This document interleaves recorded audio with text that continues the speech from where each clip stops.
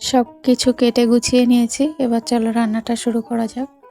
আজকে বানাবো এঁচোড় চিংড়ি, তবে একটু অন্যরকমভাবে। তো দেখো, কড়াইতে প্রথমে তেল দিয়ে আলুটা আমি ভেজে নেব। আলুটা ডুম করে কেটে রেখেছি, আলুটা প্রথমে ভেজে নেব।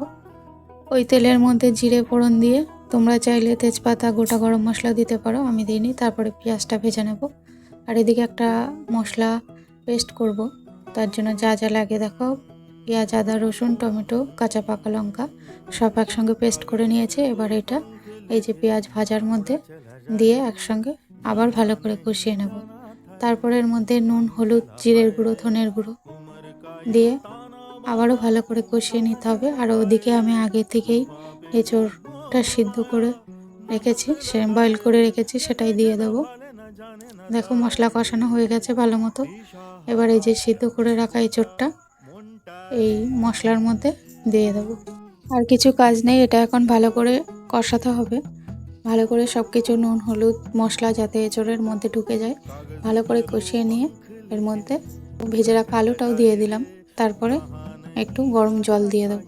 দেখো কষানো হয়ে গেছে, এবার গরম জল দিয়ে দেবো। গরম জলটা ফুটে উঠলে এর মধ্যে একটু ঘি, গরম মশলা দিয়ে দেবো। দিয়ে দিলে এটা তৈরি হবে নিরামিষ এঁচোড়। তারপরে আবার চিংড়ি মাছটা ভেজে এই এঁচোড়টা দিয়ে দেবো।